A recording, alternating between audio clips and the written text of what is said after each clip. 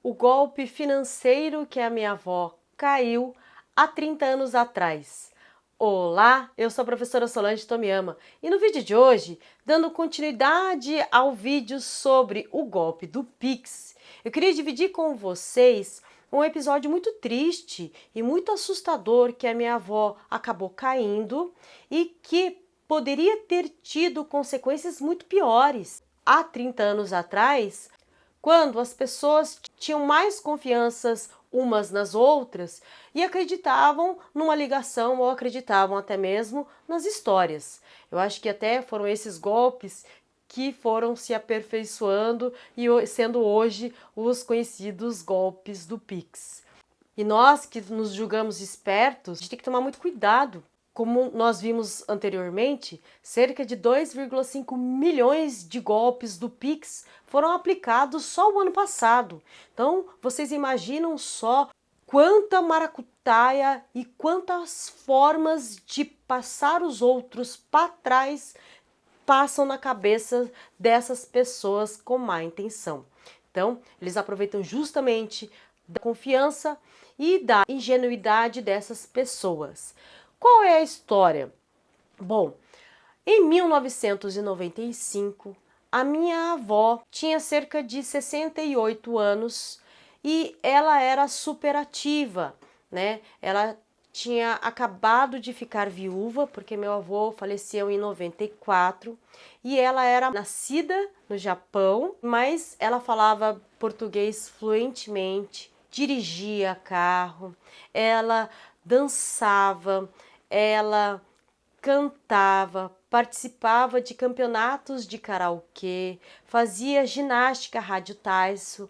Então ela tinha uma série de compromissos e atividades que faziam com que ela quisesse morar sozinha e assim ela ficou. Falou assim, não, eu tenho a minha rotina e quero continuar tendo a minha vidinha.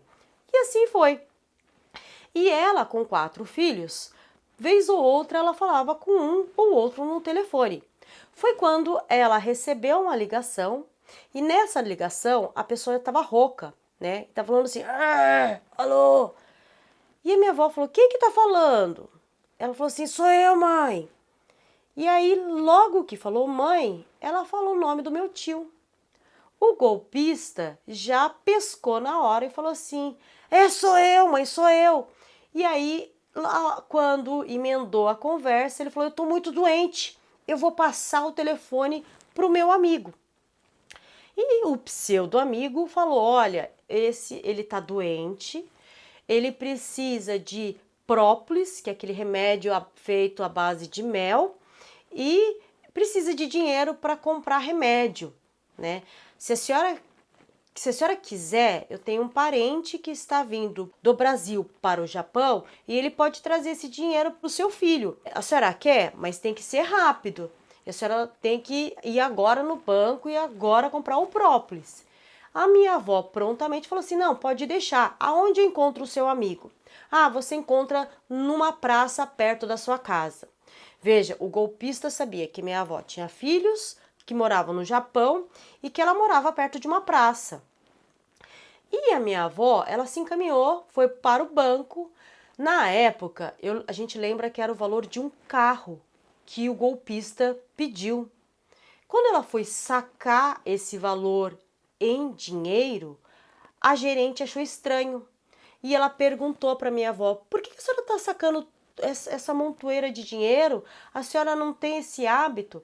Aí a minha avó explicou para a gerente falando que, olha, meu filho está no Japão, ele está doente e precisa comprar remédio.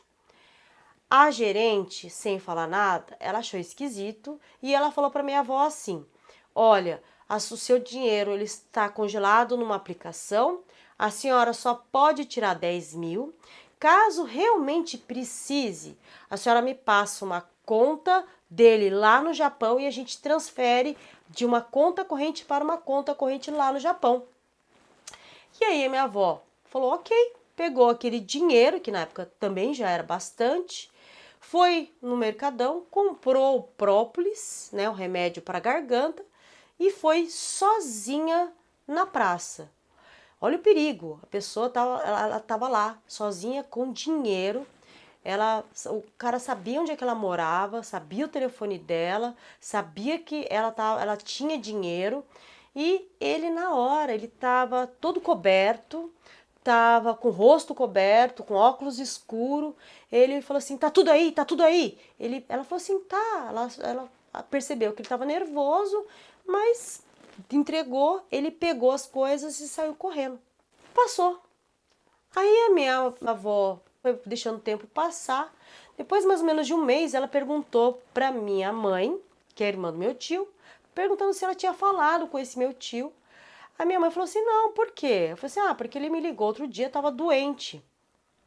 A minha mãe falou assim: mas por que ele te ligou? Ah, pedindo dinheiro. Aí a minha mãe falou assim: não, mãe, você caiu num golpe. E começou a xingar minha avó. E aí falou pro meu pai. E na época meu pai falou assim: não, isso foi um golpe. E não tinha nem como ir atrás da pessoa, porque não tinha nem a localização correta, o dinheiro era em espécie, não tinha nem como rastrear o dinheiro. A única pessoa que sabia e que conseguiu evitar que fosse pior foi justamente a gerente. E o que a gente conclui com tudo isso? Ora, o modus operandi dessas pessoas, desses golpistas, é sempre o mesmo. Eles aproveitam da ingenuidade, aproveitam da vulnerabilidade, aproveitam da confiança das pessoas e acabam persuadindo, convencendo as pessoas a justamente fazer aquilo que parece no momento contando esquisito, mas que na hora fazia muito sentido. E nesse momento, quando ele envolve de uma tal maneira, passados muitos anos, a minha mãe acabou caindo num golpe do Pix também. Então eu relembrei com ela, falei: mãe, você caiu do mesmo jeito que a sua mãe caiu.